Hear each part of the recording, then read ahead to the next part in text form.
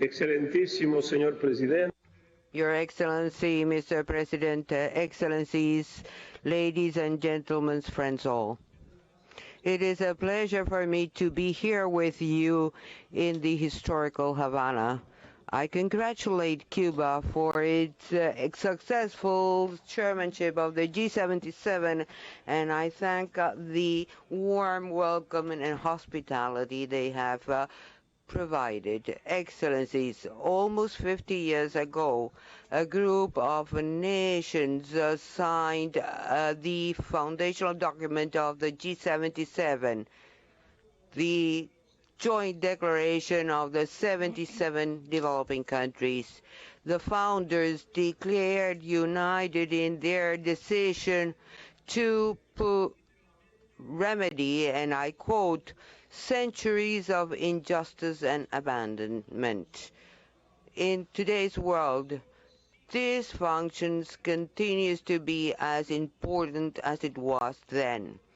Its members are the engine of sustainable development. In the last decades, their countries have brought many people out of poverty, and the United Nations has been seeking global solutions and promoting solidarity. But now we are facing a number of world crises. Poverty is increasing. Hunger is greater. Prices have soared, and climatic disasters are increasingly more frequent. The systems and the global frameworks have failed. The conclusion is clear. The world is failing the developing countries. Excellencies, To ensure good governance, mobilize resources, and prioritize sustainable development. But we need global action that respects national ownership to build an international system that upholds human rights and works in your interests at all levels. And that requires the G77 plus China using its voice to fight for a world that works for all. Excellencies, the task begins with the multilateral system itself. We are moving to a multipolar world. Multipolarity creates new opportunities for leadership on the global stage. But alone, it doesn't guarantee peace and justice. Those require strong, effective multilateral institutions.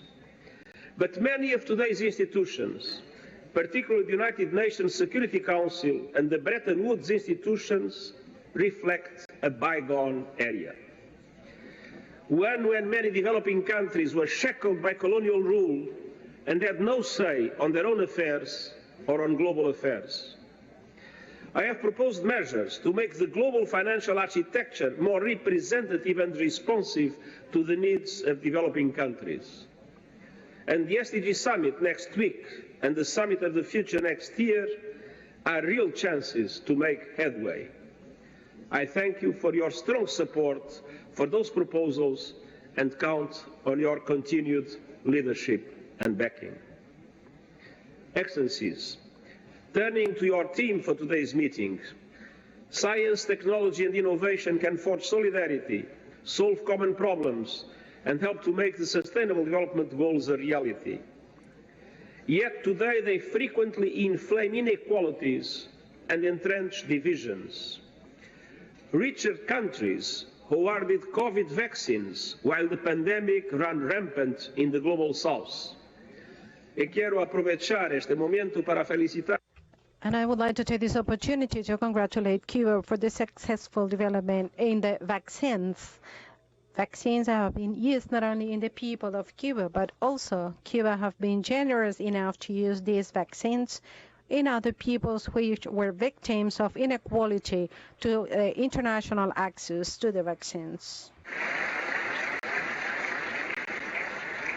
And Africans in particular pay 3 times more the global average for data, while tech titans amass unimaginable wealth. Only global action can tackle these inequalities, secure a just transition to a digital economy, and ensure that in a new technological era, no one is left behind. Our proposed Global Digital Compact aims exactly at that. It aims to bring together governments and industry to ensure that technology works for all humanity and accelerates the Sustainable Development Goals. It is being negotiated by Member States ahead of the Summit of the Future. And I urge you all to play a leading role in order for the interests of the developing countries to be fully taken on board. New rules for new technologies cannot just be written by the wealthy and the privileged. My high-level body on artificial intelligence, which includes experts from G77 countries, will report this year so Member States can consider forms of justice in global governance options for artificial intelligence. And we count on the G77 to put the interests of developing countries firmly on the table. Excellencies, finance is another era for urgent global action. Many developing countries are unable to service their debts. You are suffering economically from the lingering effects of COVID, a cost of living crisis, and the extreme climate impacts that deprive communities of basic needs. Unsurprisingly, many of your countries simply do not have the finance to invest in technology, sustainable development, debt recovery, or climate action. The world needs climate justice as it needs financial justice. Developed countries must deliver the promised $100 billion US, double adaptation finance by 2025, and recapitalize the Green Climate Fund. Every person on Earth must be protected by an early warning system by 2027 against natural disasters. And I hope the upcoming Climate Ambition Summit, focused on credibility and action, will be able to drive real progress. And at COP28, all parties must operationalize the Loss and Damage Fund championed by this group. Reforms to the international financial system are gaining traction, but there is still a lot of resistance, and they will take some time.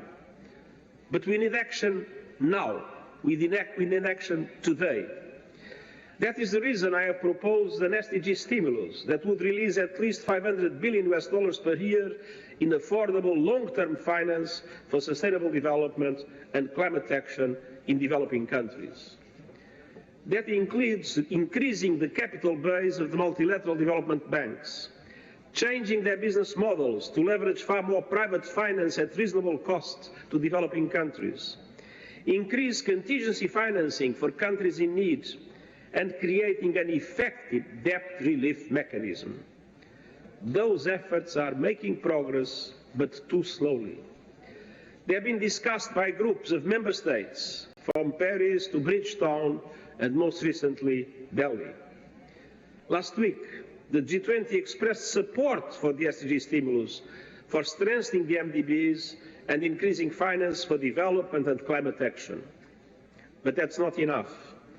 The upcoming SDG Summit is a chance to build momentum, to accelerate action, and to renew determination to reach the SDGs, turning warm words into urgent action and facing with effectiveness the enormous inequalities that are still not allowing us to make the necessary progress. This is also something we want to go on building at the Summit of the Future.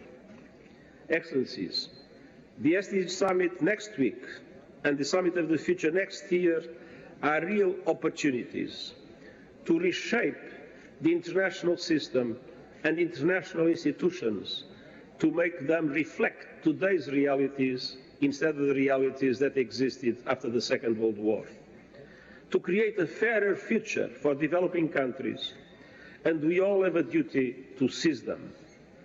The voice of the G77 plus China will always be essential at the United Nations, and I count on your group, who have long been champions of multilateralism, to step up, to use our power and fight.